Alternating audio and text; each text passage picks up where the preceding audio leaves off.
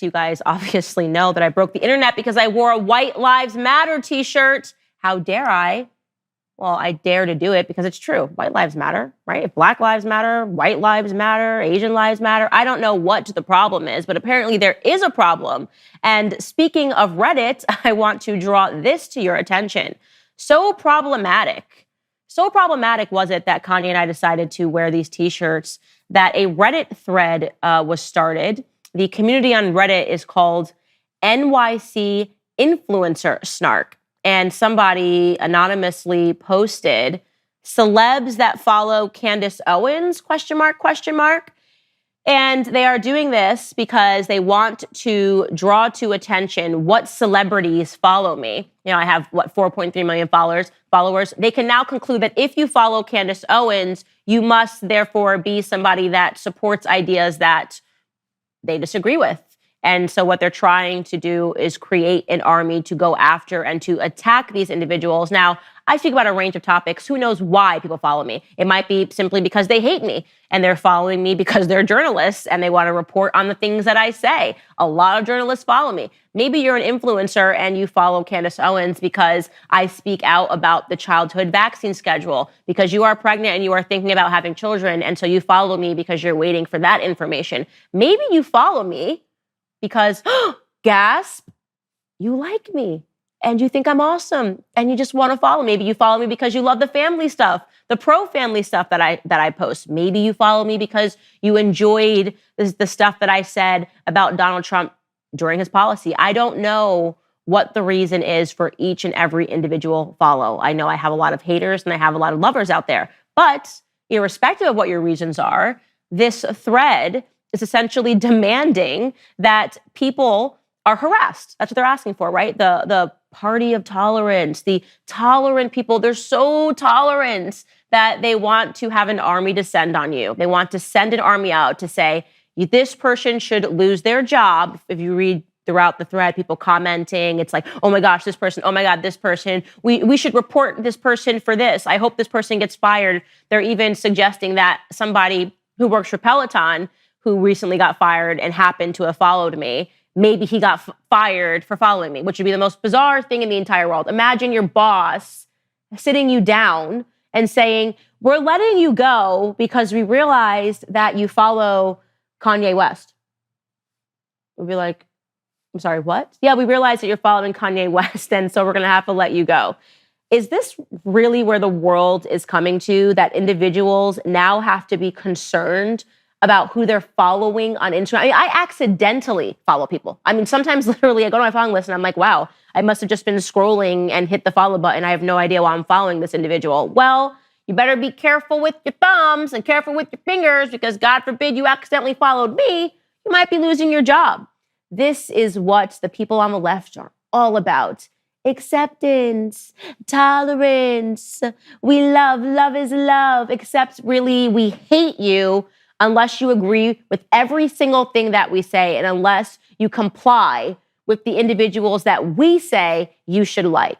How's that for the party and the group of the most tolerant in America? Keep your eye on that because it's pretty sick and it's pretty twisted. Next up in the continuing drama between Kanye West and all of these celebrities who love Black Lives Matter, they just really care about Black people. Gigi Hadid was apparently very upset and thought that it would be a good idea to use her platform to speak out on behalf of Vogue editor Gabriella Carifa Johnson, probably because this Vogue editor is Black, and this would have been some good virtue signaling for Gigi Hadid. So she speaks out because Gabriella Carifa Johnson, the Vogue editor, was invited to Ye's show. She was there, and as she was at the show, she somehow made the show about herself and pretended that she was under attack. So she was posting live on Instagram throughout the show. First, she posts a Black model walking down the runway who was wearing a White Lives Matter shirt. She posted a photo of her and wrote, "Here comes the bullshit," followed by, "I'm fuming, collecting my thoughts, DM me for my working thesis, indefensible behavior." And then she wrote on her Instagram page, "It's become clear that some viewers think my previous post containing my working, evolving thoughts on Kanye's show was some sort of distorted justification for the incredibly irresponsible and dangerous act of sending White Lives Matter t-shirts down a runway. Dangerous, my God. Please understand it wasn't. The t-shirts this man conceived, produced, and shared with the world are pure violence. Okay. There is no excuse. There is no art here. I'm sorry I failed to make that clear. I thought I did. I do think if you asked Kanye, he would say there was art and revolution and all the things in that t-shirt. There isn't. As we all work through the trauma of this moment, especially those of us who suffered in that room, let's have some grace for one another. Gabriella K., Vogue editor, trauma, violence, dangerous, suffering, all of my favorite leftist bingo words. She's so sad, guys. She had to go to Paris and go into a room and watch a billionaire present his show. And God forbid she saw a t-shirt and she's now suffering trauma. I mean, could she speak even louder? Could she ever be clearer in the message that I have about how weak Black America has become? Decades ago, you had people like my grandfather who grew up on sharecropping farms, right? Who had to wake up at the crack of dawn and under the Carolina heat, lay out crops to dry when he was 5 years old. Fast forward and you got big girl Gabriella in her really ugly shoes, which is what Kanye came back to her and said, that you are clearly, he posted her on his Instagram and said, this is not a fashion person. And he's right. If you see what she's wearing, she looks absolutely ridiculous. She was probably a diversity and inclusion hire over at Vogue. But fast forward to years later, decades later, and this woman thinks this is suffering. She actually thinks she's suffering because she was made to go to a fashion show in Paris. This is pathetic. This woman is pathetic. Worse than unfashionable. She is emblematic of the corrosion of Black America. While they're trying to tell you that we're strong, right? Because we're wearing BLM t-shirts and we're rioting and looting our own communities, what you're actually seeing is a severely weakened community. A severely weakened community, an emotionally weak community. That's the truth. And that's why people hate me, because I just tell them the truth. You're weak. So Gigi Hadid decided to jump in defense of this woman. And she wrote to Kanye, "You wish you had a percentage of her intellect. You have no idea. If there's actually a point to any of your she might be the only person that could save you. As if the honor of being invited to your show should keep someone from giving their opinion. LOL. You're a bully and a joke." That's from Gigi Hadid. What's interesting about Gigi Hadid, by the way, fun fact, her sister is Bella Hadid, who's another model who I actually thought quite bravely used her platform. They are Palestinian. And she sort of stood up to the mob that was telling her that Hollywood is not allowed to be pro-Palestine.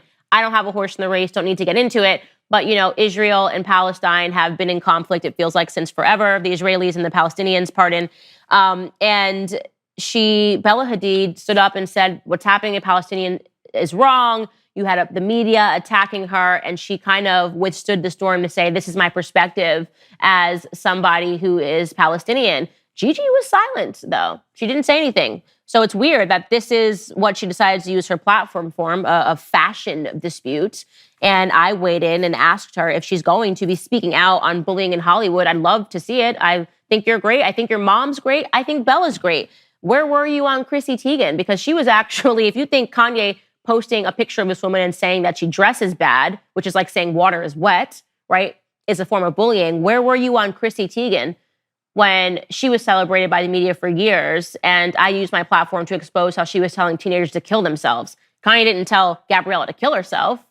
He just told her she should dress better, and she should, because she's at Vogue. And Anna Wintour probably doesn't like her shoes, like Kanye said.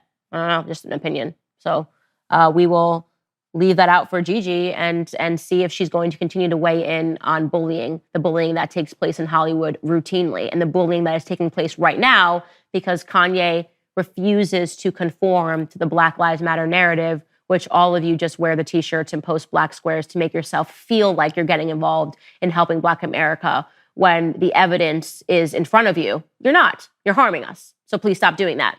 Please, Gigi. All right, guys, the next portion of the show is going to be available exclusively on Daily Wire Plus. I'm going to be talking about my feelings on birth control and the recent fishing tournament cheating scandal. Yeah, what are all these scandals? There's chess cheating scandal, poker, and now fishing. So if you're not a member yet, go ahead and click the link in the description and subscribe right now.